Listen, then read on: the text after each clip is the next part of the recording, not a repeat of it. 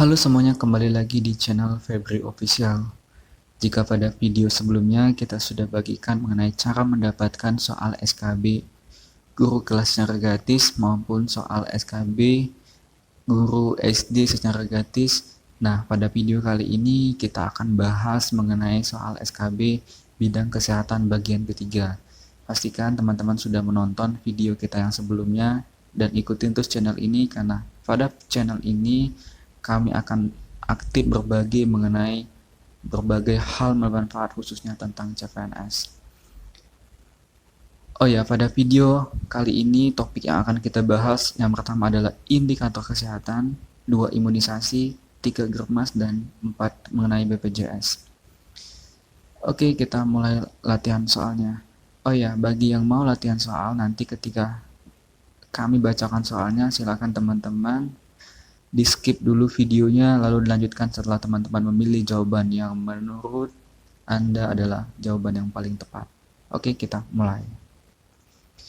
Di bawah ini yang termasuk salah satu dari 12 indikator keluarga sehat dari lampiran 2 Peraturan Menteri Kesehatan Permenkes nomor 39 tahun 2016 tentang pedoman penyelenggaraan program Indonesia Sehat dengan pendekatan keluarga, kecuali A. Keluarga mengikuti program keluarga berencana. B. Ibu melakukan persalinan secara normal. C. Bayi mendapatkan imunisasi dasar lengkap. D. Bayi mendapatkan air susu ibu atau ASI eksklusif. E. Balita mendapatkan pemantauan pertumbuhan. Kita langsung lihat pembahasannya. Jawaban yang paling tepat adalah jawaban B, yakni ibu melakukan persalinan secara normal. Nah, dan untuk materinya adalah keluarga sehat itu 12 indikatornya meliputi keluarga mengikuti keluarga berencana, ibu melakukan persalinan di fasilitas kesehatan, bayi mendapatkan imunisasi lengkap sampai dengan mempunyai akses menggunakan jamban keluarga. Jadi, jawaban yang paling tepat adalah jawaban B, karena di sini tidak dijelaskan bahwa ibu melakukan persalinan secara normal, tapi ibu melakukan persalinan di fasilitas kesehatan. Oke, ini teman-teman bisa dibaca lagi, mungkin bisa cari di Google atau di sumber yang lain. Kita lanjut ke soal berikutnya. 2.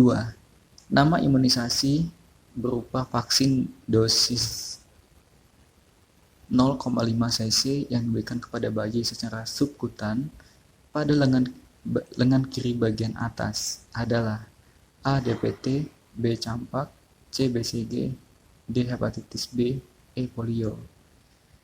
Silakan pilih jawaban yang paling tepat menurut teman-teman. Dan kita lihat pembahasannya.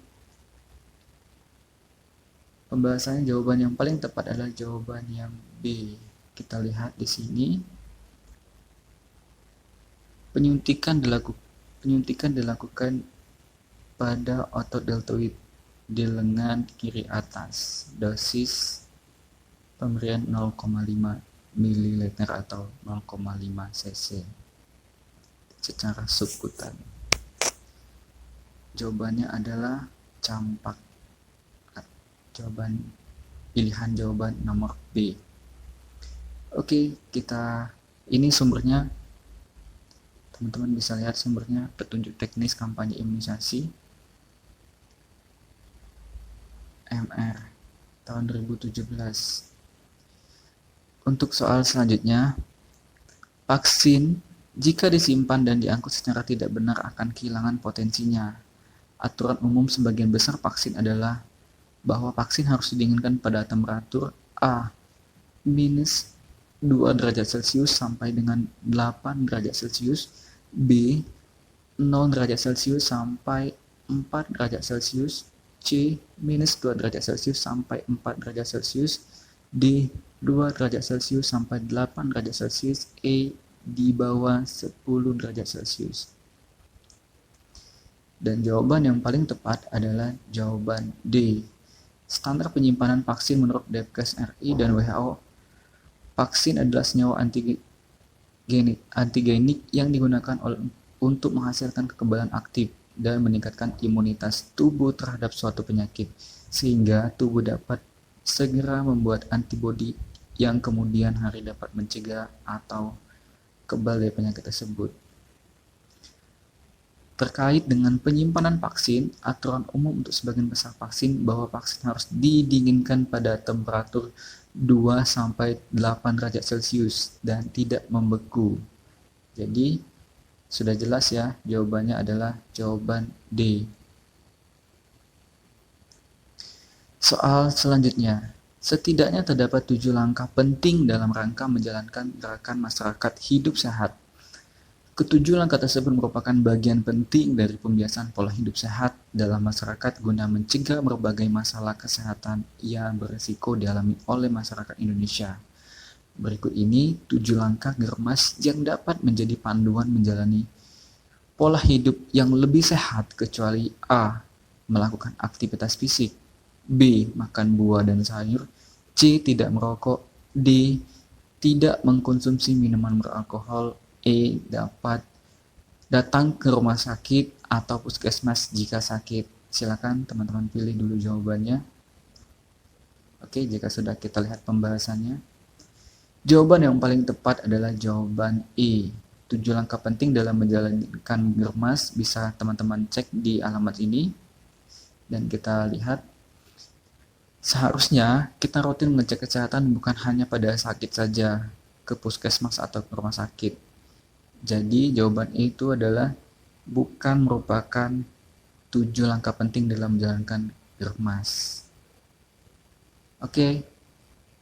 Untuk bentuk kegiatan germas itu meliputi melakukan aktivitas fisik, mengkonsumsi sayur dan buah, memeriksakan kesehatan secara rutin, menggunakan jamban sehat, tidak mengkonsumsi alkohol, membersihkan lingkungan, dan tidak merokok. Jadi, memeriksakan kesehatan bukan hanya pada saat sakit, tapi secara rutin kita cek kesehatan. Oke, kita lanjut ke soal selanjutnya. Setelah mempelajari tentang penyakit yang bisa dicegah dengan imunisasi, sekarang Anda akan mempelajari jenis imunisasi berdasarkan sifat penyelenggaraan di Indonesia. Berikut ini merupakan pembagian jenis imunisasi yang benar adalah A. Imunisasi wajib dan khusus, B. Imunisasi wajib dan rutin, C. Imunisasi rutin dan pilihan, D. Imunisasi pilihan dan khusus, E. Imunisasi wajib dan pilihan. Mungkin teman-teman sekali kita lihat mungkin akan membingungkan sekali pilihan jawabannya, dan kita lihat pembahasannya. Jawaban yang paling tepat adalah jawaban E. Imunisasi terdiri dari imunisasi wajib dan imunisasi pilihan. Dan imunisasi wajib dibagi lagi menjadi imunisasi rutin, tambahan, dan khusus. Selanjutnya, imunisasi rutin dibagi lagi menjadi dasar dengan lanjutan. Jadi, pilihan jawaban yang paling tepat adalah jawaban E, imunisasi wajib dan pilihan.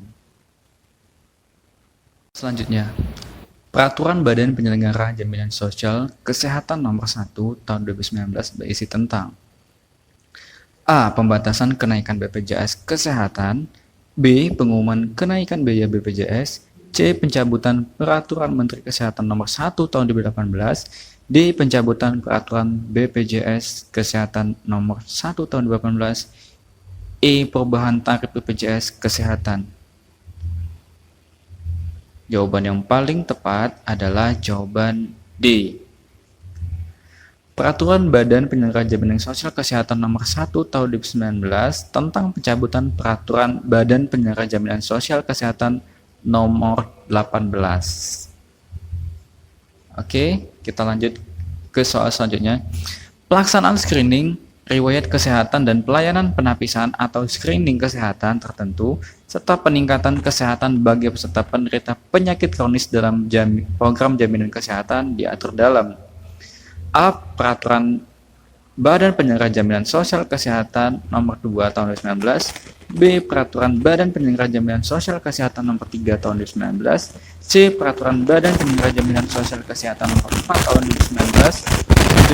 Peraturan Badan Penyelenggara Jaminan Sosial Kesehatan Nomor 1 Tahun 2020, E. Peraturan Badan Penyelenggara Jaminan Sosial Kesehatan 2 Tahun 2020. Jawaban adalah jawaban A. Peraturan Badan Penyelenggara Jaminan Sosial Kesehatan nomor 2 tahun 2019. Oke. Selanjutnya, berdasarkan Peraturan Menteri Kesehatan nomor 71 tahun 2013 yang termasuk PPK 1 Pemberi Pelayanan Kesehatan tingkat 1, tingkat pertama adalah sebagai berikut kecuali A. Puskesmas, B. Dokter, C. Dokter spesialis jantung, D. Dokter gigi, E. Klinik Pratama. Jawaban yang paling tepat adalah jawaban C. Bisa teman-teman baca di sini. Puskesmas atau setara, B. Praktek dokter, C. Praktek dokter gigi, D. Klinik Pratama atau setara, E. Rumah sakit kelas D Pratama atau yang setara. Oke. Soal yang terakhir.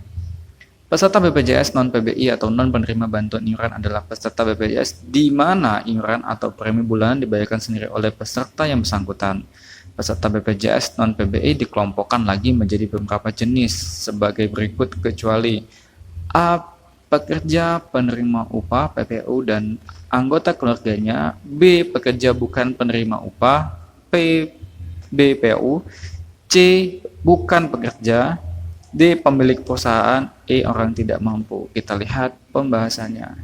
Jawaban yang paling tepat adalah jawaban E. Peserta BPJS yang bukan merupakan non-PBI adalah orang tidak mampu. Demikian teman-teman pembahasan pada video kali ini. Pastikan teman-teman ikutin video kami selanjutnya mengenai APGAR Skor, luka bakar, dan GCS. Pantau terus channel kami Febri Official. Kami ucapkan terima kasih dan semoga bermanfaat.